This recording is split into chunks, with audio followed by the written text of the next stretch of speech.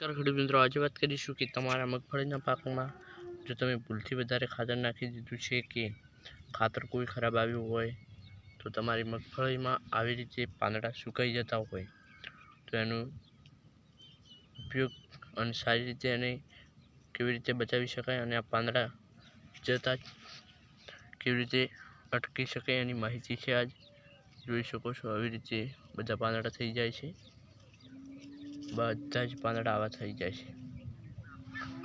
તો આપણે આની સંપૂર્ણ માહિતી આપીશું, તો વિડીયો એન્ડ સુધી જોતા રહેજો. જો માહિતી સારી લાગે તો વિડીયોને લાઈક, સબસ્ક્રાઈબ અને કોમેન્ટ કરજો. આવી રીતે બધા જ પાંદડા થઈ જશે મિત્રો, જોઈ શકો છો. અને આ શાના કારણે થાય એની માહિતી આપીશું આપણે. આખી મગફળી બતાવી દઈએ આપણે. આ છે આપણી મગફળી અને મગફળીમાં ખૂબ જ આવું થયું છે કારણ કે એવું ખાતર ખરાબ આવી ગયું હતું. એના કારણે આ બધી જ મગફળીમાં આવું થઈ ગયું છે. તમે જોઈ શકો છો, બધી જ મગફળી છે આપણી.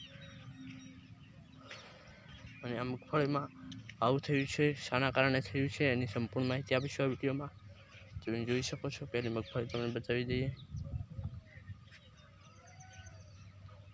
જોઈ શકો છો, બધી જ મગફળીમાં આવું થયું છે.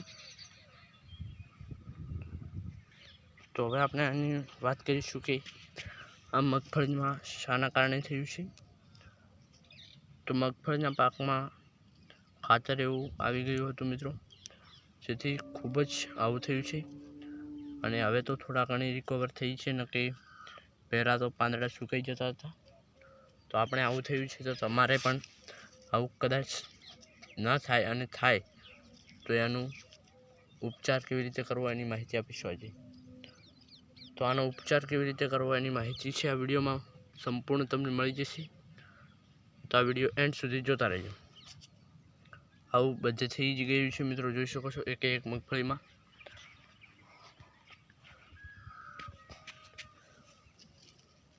તો હવે આપણે વાત કરીશું કે આનો ઉપાય શું કરવો. તો જેવું જ આવી રીતે તમારે થાય અને થોડા જ કલાકો પછી તમને ખબર પડે કે આવું થવા લાગ્યું છે, તો તમારે પહેલું જ પાણી શરૂ કરી દેવાનું છે મગફળીના પાકમાં. જેવું પાણી શરૂ કરશો ત્યાંથી તે ખાતર ધોરાવા લાગશે અને એ તેનો કસ નીચે જતો રહેશે. એટલે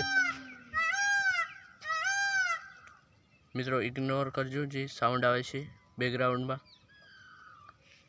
અને આવી રીતે મગફળીના પાકમાં તમારે પણ થયું હોય તો આ ઉપચાર કરવાનો છે. પહેલું પાણી ચાલુ કરી દેવાનું છે અને આ પાણી ચાલુ કર્યા પછી તમારે કોઈ ટેન્શન લેવાની જરૂર નથી. થોડા જ દિવસોમાં ધીરે ધીરે રિકવર થઈ જાય છે.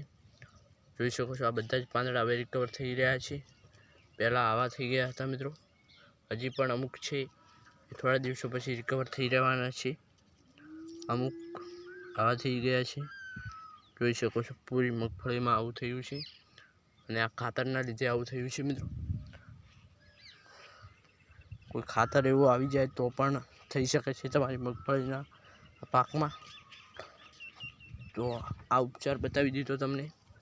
જેવું જ તમે પાણી ચલાવશો એટલે આ જે ખાતર આની ઉપર પડ્યું છે તે થોડું નીચે ઉતરશે અને પછી થોડા જ દિવસોમાં તે એકદમ સ્વસ્થ તમારી મગફળી જેવી હતી એવી થઈ જશે. તો ટેન્શન લેવાની જરૂર નથી મિત્રો. અમારે પણ આવું થયું છે, તમે પણ જોઈ શકો છો, આવી રીતે ઉપચાર કરી શકો છો. તો આ વિડીયો કેવો લાગ્યો એ કોમેન્ટમાં લખજો. આવી રીતે બધે જ આવી સારામાં સારી માહિતી લેવા માટે અમારી ચેનલ સબસ્ક્રાઈબ કરો. તો જય હિન્દ, જય ભારત.